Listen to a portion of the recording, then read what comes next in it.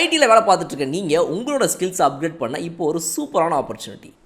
ID மட்டும் இல்லை, நீங்கள் எந்த டொமைனில் இருந்தாலும் இப்போது இப்படிங்கிறதுக்குள்ளே ஐடிக்கு ஷிஃப்ட் ஆயிடலாம். இண்டஸ்ட்ரியல் எக்ஸ்பர்ட்ஸ், ஐடி ப்ரொஃபஷனல்ஸ் இவங்க எல்லாரும் சொல்லித்தராங்க. 100% பிளேஸ்மெண்ட் அசிஸ்டன்ஸ், 600+ கம்பெனிஸ் கூட டைப். இன்டர்வியூஸை நீங்கள் எப்படி அட்டன் பண்ணணுங்கிறதுக்கான பெஸ்ட் ட்ரைனிங்கும் தராங்க. அரியர் வச்சிருந்தாலும் பிரச்சனை இல்லை.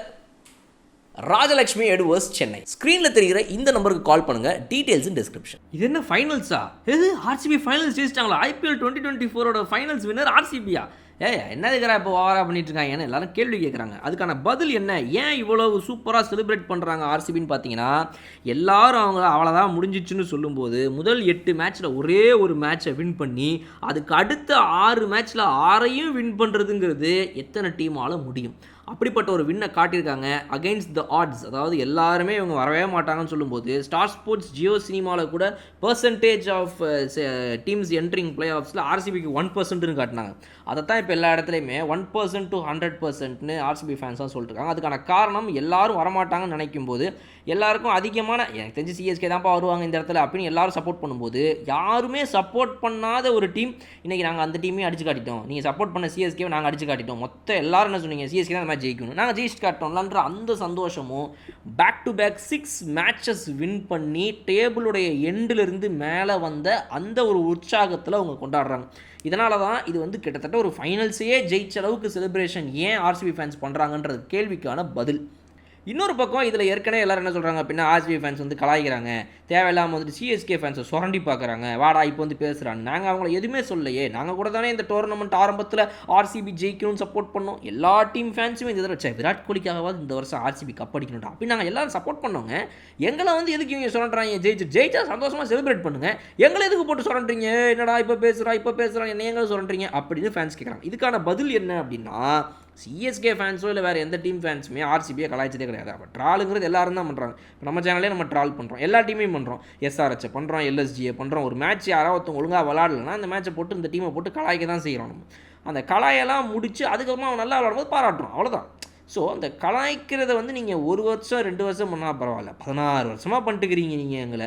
அப்போ நாங்கள் எங்கேயாவது ஒரு இடத்துல நாங்கள் சின்னதாக ஒரு வெற்றியை கண்டா கூட கண்டிப்பாக நாங்கள் இப்படி தான் செலிப்ரேட் பண்ணுவோம். அப்படிங்கிறது தான் வந்து நம்ம இந்த விதத்தில் பார்க்கணுமே தவிர, இதை ஏன் இவங்க இப்படி நடந்துக்கிறாங்க அப்படி இப்படின்னு நம்ம இதை பார்க்கக்கூடாது. இதுதான் வந்து என்னுடைய கருத்து.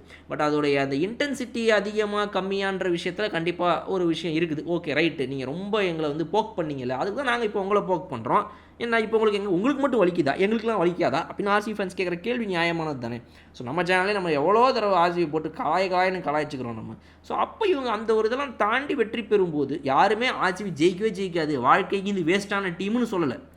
தப்பாக விளாடினா, மொக்கையாக விளாடினா கலைக்கிறாங்க. இது வந்து இன்றைக்கி ஆர்சிபி ஃபேன்ஸ் இவ்வளோ பேசும்போது என்ன ஒன்றே ஒன்று மனசில் வச்சுக்கணுன்னா, மற்ற டீம்லாம் மட்டும் கலாய்க்கல, ஆர்சிபி ஃபேன்ஸே ஆர்சிபி இந்த டோர்னமெண்ட்டில் அவ்வளோ கலாய்ச்சாங்க. அதை மறந்துடக்கூடாது ஃபஸ்ட்டு, அதுதான் முக்கியம் இங்கே. ஏன்னா இந்த டோர்னமெண்ட்டில் அவங்க எந்த மேட்சும் ஜெயிக்காதப்ப அவ்வளோதான்ப்பா மேக்ஸி நீலாம் வந்து ஆஸ்திரேலியாவுக்கு மட்டும்தான் பாடுவேன், இங்கெல்லாம் ஆட மாட்டேன் மீம்ஸ் போட்டது யார்? சொந்த ஆர்சிபி ஃபேன்ஸே.